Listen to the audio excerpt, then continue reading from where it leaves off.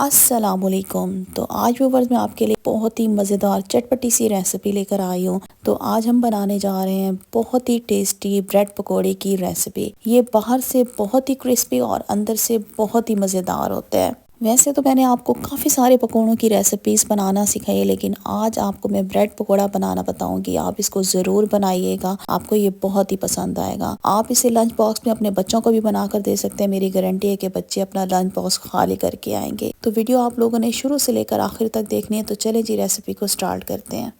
तो सबसे पहले हम क्या करेंगे, चूल्हे पे रखेंगे एक पतीली और इसके अंदर मैं पानी ऐड करूंगी। तकरीबन 1 लीटर पानी ऐड करेंगे और यहाँ पे हमने आलू ले लिए हैं। आधा किलो आलू लेके इनका छिलका उतार के पानी से धो के इनको मैंने क्यूब्स में काट लिया है। अब क्या करेंगे, इन्हीं आलूओं को हम डाल देंगे पानी के अंदर और आलू को हमने करना है बॉयल। अच्छा, आलू हमेशा जब भी आप बॉयल करें उसको क्यूब्स में कट करके बॉयल किया करें, इस तरह हमारे आलू जल्दी बॉयल हो जाते हैं। ढक्कन बंद कर देंगे और आलू को हमने अच्छे तरीके से बॉयल कर लेना है। तो यहाँ पे जब तक आलू हमारे बॉयल होते हैं, क्या करते हैं, जल्दी से बना लेते हैं एक ज़बरदस्त सी चटनी। चटनी बनाने के लिए जो जो चीज़ें आपको चाहिए होंगी वो मैंने ऑलरेडी पहले से तैयार करके रख दी हैं। तो यहाँ पे आपको कुछ स्पाइसेस चाहिए होंगे। नमक मैंने ले लिया है 1 टीस्पून मैंने ले लिया कुटी हुई लाल मिर्च और 1 टीस्पून मैंने ले लिया सफ़ेद ज़ीरा। इसके बाद मैंने हरा धनिया ले लिया, एक गट्ठी आपको हरे धनिए की चाहिए होगी। 2 हरी मिर्चें ले लिए छोटे साइज़ की, 1 लहसुन का जवा चाहिए होगा और पुदीने की आपको पत्तियाँ चाहिए होंगी तकरीबन आधा कप। अब हम क्या करेंगे, मिक्सी के जार में सारी चीज़ें डाल के हल्का सा पानी डाल के आपने क्या करना है, इन तमाम चीज़ों को अच्छे तरीके से पीस लेना है। तकरीबन मैं 1/3 कप जितना इसमें पानी डालूंगी और इन तमाम चीज़ों को पीस के मैं फिर आपको दिखाती हूँ। और यहाँ पे देखें, सारी चीज़ों को हमने मिक्सी के जार में डाल के थोड़ा सा पानी डाल के इसको पीस लिया है और यहाँ पे हमारी चटपटी सी चटनी जो है, हरी चटनी बनकर तैयार हो चुकी है। इसको हम साइड पे रखते हैं और चेक कर लेते हैं अपने आलू के गले हैं कि नहीं गले। और यहाँ पे तकरीबन 15 मिनट के बाद हमने चूल्हा बंद कर दिया है और चेक कर लेते हैं कि आलू हमारे गले हैं कि नहीं गले। तो ये देखें जी, आलू हमारे बेहतरीन किस्म के गल चुके हैं। अब क्या करते हैं, एक स्ट्रेनर की मदद से हम सारे आलू जो हैं उनको निकाल लेते हैं एक बाउल में। अच्छा, आलू निकालने के बाद आपने क्या करना है, इनको रूम टेम्परेचर पे ठंडा कर लेना है। तो उसके बाद ये देखें, आलू जो है हमने इनको ठंडा कर लिया है। अब आपने क्या करना है, एक मैशर लेना है और उसको आपने आलूओं को अच्छे तरीके से मैश कर लेना है। मैशर नहीं है तो फिर आप हाथों की मदद से भी इसको अच्छे तरीके से मैश कर सकते हैं। ये देखें, आलू को हमने अच्छे तरीके से मैश कर लिया है।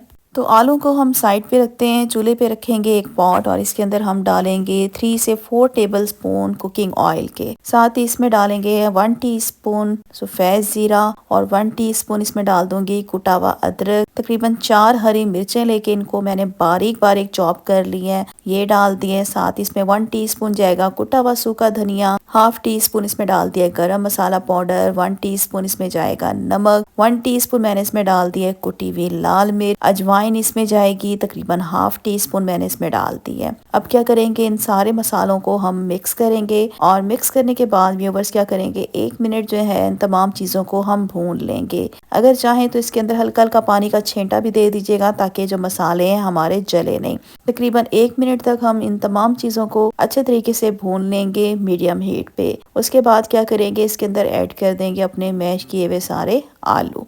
और यहाँ पे देखिए, हमने अपने सारे आलू डाल दिए। अब इसमें खुशबू के लिए ऐड कर देंगे हम कसूरी मेथी 1 टीस्पून। कसूरी मेथी को हाथों से मसल के इसमें डालिएगा। और अब क्या करेंगे, आलू को हम अच्छे तरीके से मसालों के अंदर इसको मिक्स करेंगे। बहुत अच्छे तरीके से मिक्स करेंगे कि सारी चीज़ें आपस में अच्छे तरीके से मिक्स हो जाएं। मिक्स करने के बाद सिर्फ 1 मिनट इसको हम भूनेंगे मीडियम हीट पे। उससे पहले इसके अंदर मैं डाल दूंगी, एक मैंने लेमन ले लिया है और इसका जो जूस है वो हम इसके अंदर डाल देंगे। साथ ही इसके अंदर मैं आधा कप कटा हुआ हरा धनिया डाल दूंगी। अच्छे तरीके से इसको हमने क्या करना है, मिक्स करना है। 1 मिनट भुनाई के बाद चूल्हा आपने नीचे से बंद कर देना है और यहाँ पे हमारा जो आलू का मसाला है बनकर तैयार हो गया है। अच्छा, एक चीज का ख्याल कीजिएगा कि ये जो आलू का मसाला है बहुत ज्यादा ड्राई नहीं होना चाहिए, सख्त नहीं होना चाहिए। अगर सख्त मसाला रखेंगे तो ये फिर ब्रेड के ऊपर स्प्रेड नहीं होगा। अगर तो आपको लगे कि ये बहुत ज्यादा हार्ड है, सख्त है मसाला, तो इसके अंदर तकरीबन आप आधा कप जितना पानी डाल दीजिएगा और इसे मिक्स कर दीजिएगा। तो यहाँ पे देखें, आलू का बेहतरीन मसाला हमारा रेडी हो गया। इसको हम साइड पे रखते हैं।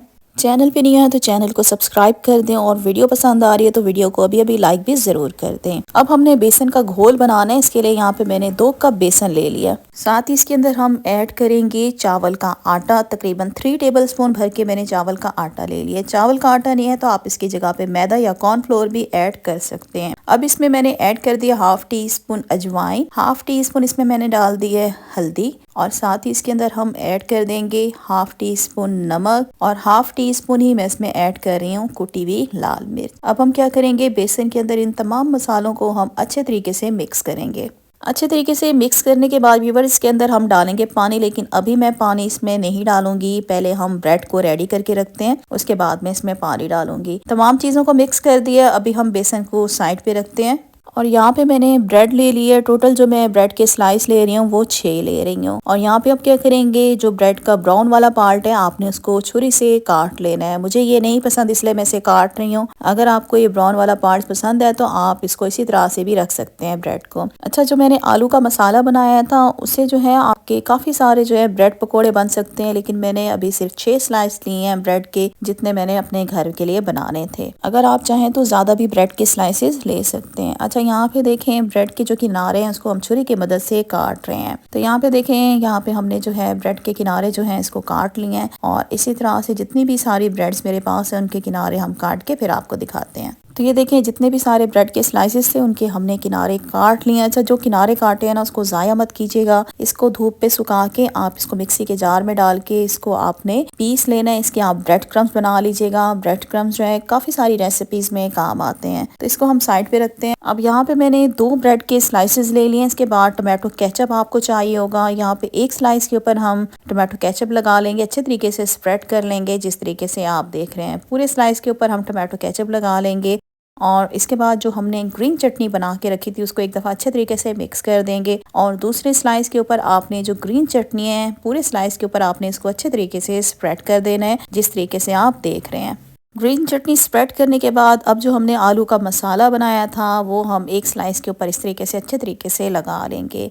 अच्छा, मसाला कम या ज़्यादा वो आपकी अपनी चॉइस है, लेकिन मैं चाहूँगी कि मसाला इसके ऊपर आलू का आपने ज़्यादा लगाना है। अच्छा, यहाँ पे मसाला हमने लगा लिया, और अब क्या करेंगे, दूसरा स्लाइस जो है इस तरीके से हम ऊपर रख देंगे और इसको हल्का सा प्रेस कर दीजिएगा ताकि आपस में चिपक जाए। अच्छा, जो आलू का मसाला लगाएंगे ना वो आप ख्याल कीजिएगा कि ब्रेड के किनारों से बाहर नहीं निकलना चाहिए। तो एक स्लाइस बना लिया, और इसी तरह से क्या करेंगे, बाकी के जितने भी ब्रेड के स्लाइसेस हैं हमको हम इसी तरीके से बनाकर तैयार कर लेते हैं। तो सारे ब्रेड के स्लाइसेस बनाकर फिर मैं आगे बताती हूँ कि हमें आगे क्या करना है। ब्रेड के स्लाइसेस जब आप सारे तैयार कर लें उसके बाद ही आपने बेसन के अंदर पानी डालना है। तो 1 कप मैं इसमें पानी ऐड कर रही हूँ और इसको अच्छे तरीके से मिक्स करेंगे। अच्छे तरीके से मिक्स कीजिएगा कि बेसन और चावल की आटे की जो गुठलियाँ हैं वो बिल्कुल इसमें से ख़त्म हो जाए। बेसन का जो हम बैटर बनाएंगे ना ही बहुत ज़्यादा पतला होगा और ना ही बहुत ज़्यादा गाढ़ा होगा। अगर तो बैटर गाढ़ा होगा तो फिर क्या होगा, ब्रेड के ऊपर ये जो बैटर है अच्छे तरीके से स्प्रेड नहीं होगा, और अगर आप इसे बहुत ज़्यादा पतला कर देंगे तो फिर क्या होगा, जब ब्रेड को फ्राई करेंगे तो सारी जो कोटिंग है बेसन की वो उतर जाएगी। यहाँ पे मुझे बेसन गाढ़ा नज़र आ रहा था, मज़ीद मैंने इसके अंदर पानी ऐड कर दिया आधा कप, और इसको अच्छे तरीके से हमने क्या करना है, मिक्स करना है।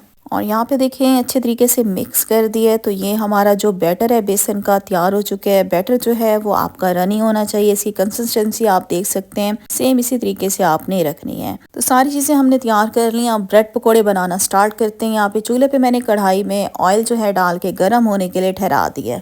अब यहाँ पे मैंने ब्रेड का एक स्लाइस उठा लिया, और जो हमने बेसन का मिक्सचर बनाया था उसके अंदर हम ब्रेड को इस तरीके से आगे पीछे से अच्छे तरीके से डिप करेंगे। यहाँ पे ऑयल जो है हमारा मीडियम गर्म हो चुका है। उसके बाद इसमें हम ब्रेड जो है आराम से इसमें डाल देंगे। मीडियम फ्लेम पे हम इनको फ्राई करेंगे जब तक कि गोल्डन ब्राउन नहीं हो जाते। अच्छा, अब क्या करेंगे, आपने जैसे इसको हम ब्रेड को इसके अंदर डालेंगे तो आपने गरम गरम ऑयल जो है इसके ऊपर ब्रेड के स्लाइस के ऊपर डालना है, ताकि जो ऊपर वाली कोटिंग है वो बिल्कुल पक्की हो जाए, स्लाइस के साथ चिपक जाए। ये देखें, गरम गरम ऑयल जो है मैं इस तरीके से स्लाइस पे डाल रही हूँ, और आप देख सकते हैं जो बेसन की कोटिंग है वो ऊपर से अच्छे तरीके से पक्की हो चुकी है, स्लाइस के साथ चिपक गई है। और जैसे ये एक साइड से गोल्डन हो जाएंगे तो पलटी की मदद से आराम से आपने जो है पकोड़े की साइड को पलट देना है, और दूसरी साइड के ऊपर भी इस तरीके से गरम गरम ऑयल डालते जाएंगे ताकि आगे पीछे से जबरदस्त सा गोल्डन कलर आ जाए। अभी मैं आपको पकोड़ा उठा के दिखाती हूँ। देखें कितनी ज़बरदस्त हमने इसके ऊपर कोटिंग बेसन की लगाई थी। ज़रा सी भी बेसन आपको देखें ऑयल के अंदर बिखरी हुई नज़र नहीं आ रही होगी। तो यहाँ पे देखें आगे पीछे से जैसे ये गोल्डन हो जाएगा तो आपने जो है पकोड़े को आपने